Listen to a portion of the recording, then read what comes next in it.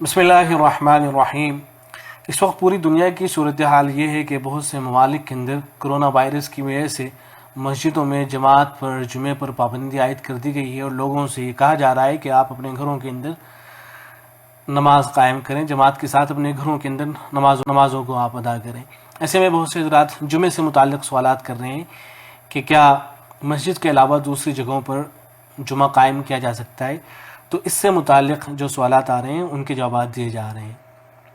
پہلی بات تو یہ جانیں کہ جن ملکوں کے اندر مسلمانوں کی حکومت ہے اور وہاں بادشاہ کی طرف سے، حکومت کی طرف سے جمعہ قائم کرنے کی اجازت نہیں ہے، وہاں حکومت کی طرف سے پابندی عائد کر دی گئی ہے، لہذا ایسی جگہ پر آپ جمعہ قائم نہیں کریں گے، بلکہ وہاں آپ ظہر کی نماز ادا کریں گے، جیسے سعودی عرب ہے، کویت ہے وغیرہ۔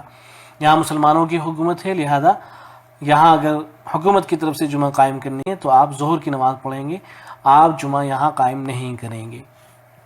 البتہ ایسے ممالک جہاں مسلمانوں کی حکومت نہیں ہے بلکہ جمہوری ملک ہیں، جیسے ہندوستان ہے، امریکہ ہے، انگلینڈ ہے وغیرہ، تو یہاں مسئلہ یہ ہے کہ یہاں بادشاہ کی طرف سے، حکومت کی طرف سے اجازت کی ضرورت نہیں ہے، آپ جمعہ قائم کر سکتے ہیں۔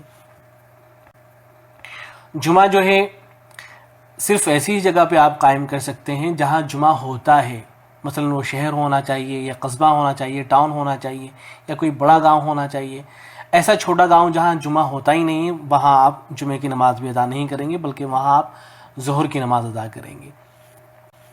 تو جو بڑے شہر ہیں یا ٹاؤن ہیں یا گاؤں ہیں، یہ جو وہاں اگر آپ مسجد کے علاوہ کسی دوسری جگہ پہ جمعہ قائم کرنا چاہتے ہیں تو قائم کر سکتے ہیں۔ دوسری جگہ وہ آپ کا اپنا گھر بھی ہو سکتی ہے، وہ کوئی اسکول ہو سکتی ہے، کوئی کالج ہو سکتی ہے، یا کوئی بھی بیٹھک وغیرہ کوئی بھی جگہ ہو سکتی ہے۔ جمعہ قائم کرنے کے لیے ضروری نہیں ہے کہ اس جگہ پر 5 وقت کی نمازیں ہو رہی ہوں، بلکہ آپ مسجد کے علاوہ شہر میں کسی بھی جگہ آپ جمعہ قائم کر سکتے ہیں، تو کہیں پر بھی جمعہ قائم کیا جا سکتا ہے۔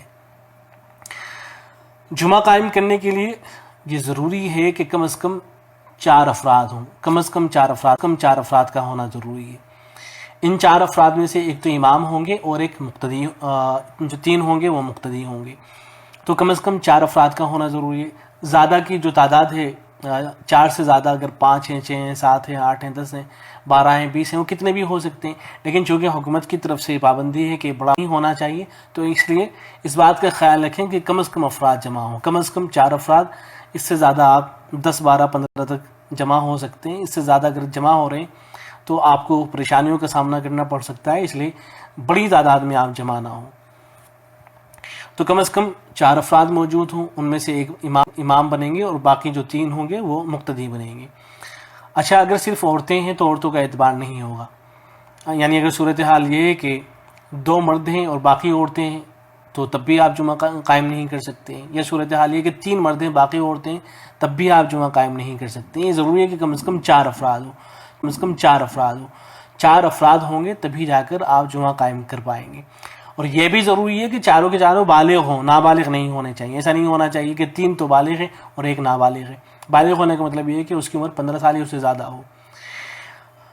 تو بچے اگر ہیں یا عورتیں اگر ہیں، ان کے ساتھ اگر جمعہ قائم کیا جا رہا ہے تو نہیں ہوگی۔ 4 افراد کا ہونا ضروری ہے جو بالغ ہوں۔ ہاں، ان کے ساتھ عورتیں شریک ہو سکتی ہیں، بچے بھی ان کے ساتھ شریک ہو سکتے ہیں، یعنی اگر 4 افراد ہیں اور ان 4 افراد کے ساتھ میں عورتیں شریک اگر ہونا چاہتی ہیں، وہ جمعہ کی نماز پڑھنا چاہتی ہیں تو پڑھ سکتی ہیں، لیکن اس میں اس بات کا خیال رکھنا ضروری ہے کہ اگر ایسی عورتیں جو نامحرم ہیں تو وہ پردے کے اندر کھڑی ہوں گی، اور اگر محرم عورتیں ہیں جیسے والدہ ہیں، بہن ہیں یا بیوی ہیں تو وہ پیچھے کھڑی ہوں گی۔ سب بنانے کی ترتیب یہ رہے گی کہ پہلے مرد حضرات کھڑے ہوں گے، اس کے بعد بچے کھڑے ہوں گے۔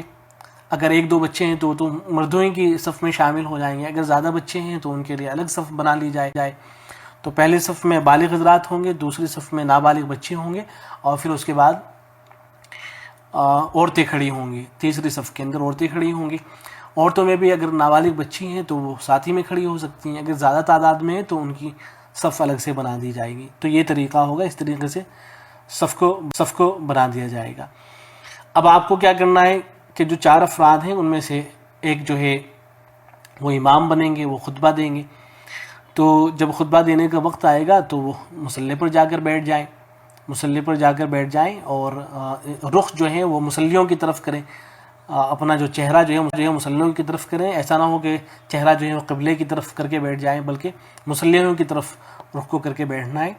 کرسی پر بھی آپ بیٹھ سکتے ہیں، کسی اسٹول وغیرہ پہ بھی آپ بیٹھ سکتے ہیں، لیکن اگر کسی اسٹول وغیرہ پر آپ نہیں بیٹھتے ہیں بلکہ نیچے بیٹھ جاتے ہیں تب بھی کوئی حرج کی بات نہیں ہے.